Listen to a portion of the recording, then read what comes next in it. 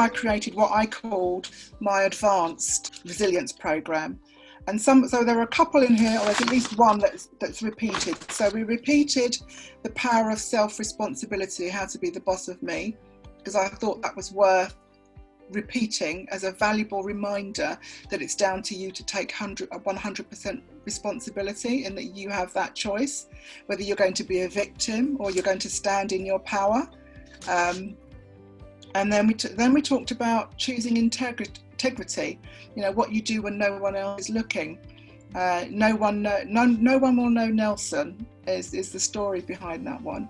And initially I wondered whether that would be valuable, because there were no indications that she would do something wrong. But I felt it was important for her to have this as a basis, a kind of a fundamental layer to the things that are important to her, to understand those. So yeah, we did choosing integrity, and then we did making your mark with respect. And so we did the making your mark with respect and then making your mark with self-respect. And again, this is another one of my, I've got lots of favourites. This is another favourite of mine, because I use it with younger children as well, and it's so powerful for them to understand the golden rule. And she enjoyed that. And one of my activities that I used for that, I created these hearts and marks. I don't know if you can see that. I can send you that. So they can use this however they want, cut them out, and then they can either use it that they give it when they give a heart, or they can cut them out, give them to their parents and say, when I do something respectful, can you give me a heart? Or it goes in a jar or a box, whatever it is, so that they can keep track of when they're being respectful and when they're being disrespectful. So it kind of helps them learn how to understand what respect means. And one of the other things that I really like about the stories and the curriculum is it gives them the language, and that's something that the parents picked up on, is that often children don't know how to express themselves. They don't know what words to use to express themselves. And the stories gives them the language to use. It really helps them to understand, well, what does respect mean? If you say be respect, what does that mean? But it could be something as simple as rolling your eyes. Some children think, gosh, is that being disrespectful? But actually it is. And so them learning those specifics, I think, is just so powerful. Again, then we went on my to... childhood. I used to get in trouble for that. I forgot I used to do that. Well, Absolutely. Yeah, slamming the door, that's disrespectful. Yeah. Talking back, all of those things. But it's nice to be able to lay it out, be specific about what these things are, because sometimes children don't understand it, and sometimes I deal with children who have learning difficulties. Again, for them it's even more challenging. So being able to say, well, this is what it means, this is what being disrespectful means.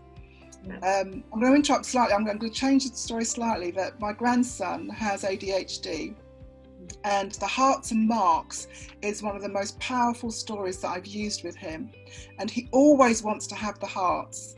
He always wants to build up hearts, and whenever he sees me, even now, because one of the traits or one of the symptoms of ADHD is having a forgetful memory, not having a very good memory, but he always remembers the hearts. He always says, "Nanny, I've got 10 hearts," or however many hearts he's got. He understood. If I said I was going to take a heart away, he understood what that meant. He understood that he had been disrespectful. That was the power behind that. The next session, session 5 in this advanced program, was how to make good decisions, choosing what you want for you. And again, another really good story for children to understand how important it is to make good decisions, but also what can happen. And the story in there about cheating, cheating at tests, etc., is a really good indication. And also thinking about it in terms of peer pressure.